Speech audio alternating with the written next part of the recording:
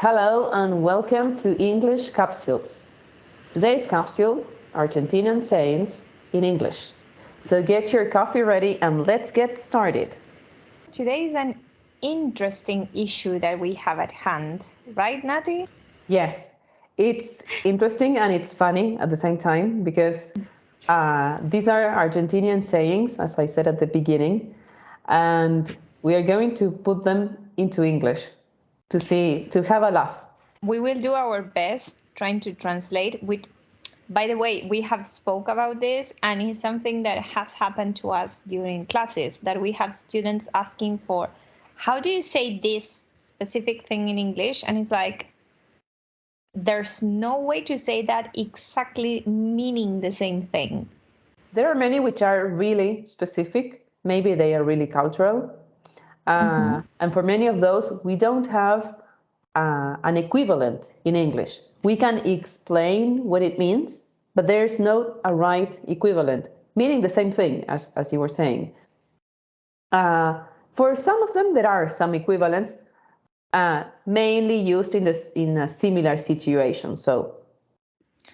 And in some cases, I don't know for you, but for me, it was a discovery finding out how you say some, because I was like 100% sure there was no way to say this in English, or there was no saying similar, and you have found them. So kudos on you, and at the same time, wow, it's amazing. Okay, so our inspiration comes always from our students. So what we were saying about asking, how do you say this in English? And then we remembered an artist from Argentina that did the same some years ago. And what he did was to translate literally the sayings in Spanish into English. And that's why it is funny, because it is literal. So probably you have heard about Nick. Nick is, for those who don't know him, is the creator of a character named Gaturro. And a few years ago, he released a specific issue of Gaturro that is called Brutish English.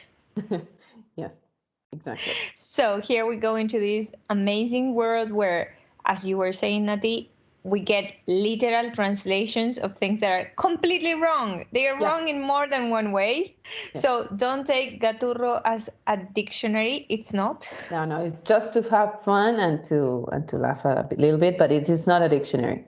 I don't think that is what he meant when he started doing this. I mean, Nick, maybe he was just doing it for fun and well, that's all. So getting into the first one, you know what we can do? We can tell our audience and leave them just a few seconds to see if they can guess what the saying is in Spanish.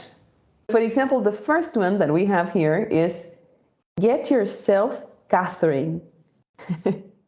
Okay, so in order for our audience to guess, we can tell them when we use this expression. I would use it when it's like, not like a terrifying situation, but like a hard situation that you're going to face. So it's like, get yourself Catherine, because it's like, what's coming, you're going to see it. In a way, in English, it would be like, get ready for what's to come. So, okay, audience, have you guessed it? You have had a few seconds. So this is Agárrate, Catalina. Agárrate, Catalina. It's a good one. I really like it. I don't know why Catalina. Why the name? I'm really interested in seeing where these sayings come from, because I'm sure there's a story behind it. And maybe the guy who said it for the first time, I don't know, his sister's name was Catalina, and he said, Agárrate, Catalina, like, get ready. The next one. So this one is Turkey's nose product. Can you guess it? Okay, so when do we use this one? When, for example, in my case, I use it when it is something really difficult and It's like warning, like saying, this is not going to be easy. Yeah, yeah. I was thinking that the complete opposite that I use a lot in class is saying it's a piece of cake. So this would be a phrase that you use when you want to say the complete opposite thing, like this is not easy at all. This one in Spanish is moco de pavo. It's funny. I like this one. Funny. And I use it a lot. I don't know why I use it so much. No es moco de pavo, we say in English. In Spanish, sorry. So for this one, we did find an equivalent in English. You found it. And it would be like saying, it isn't small potatoes. Yes. So this is the first time I'm hearing this. Yeah, me too. I mean, I found it. It was in many forums, but I don't really know if this is the way in which they use it. I mean, in the same way as we do. So maybe someone in the audience knows and can tell us. So I was thinking also that probably, you know that languages are all the time evolving. So there's like a very big number, I think, of native Spanish speakers using English more and more. So it wouldn't be uncommon that some of these phrases are actually quite new, because people, like, languages are a live thing. So maybe they had to create a phrase with the meaning moco de pavo. Okay, next, it's also funny for us. Okay, so in English, the literal translation is the sea in a car. So we were discussing this one before starting, and we use it like when we are enumerating many things. Okay, everyone came to my birthday, my mom, my cousins, my friends, and the sea in car. So I think that you use it when you want to mention something, but without giving so much importance to it. So much detail, maybe, like yeah, it's like an informal way of saying etc. maybe. Okay, so we hope you have it. Is la mar en coche. So our next phrase is Putin was the goose. This is like the most Argentinian you can get, I think. We use this when we want someone to pay for something. Time to pay, guys. So we say this. Putin was the goose.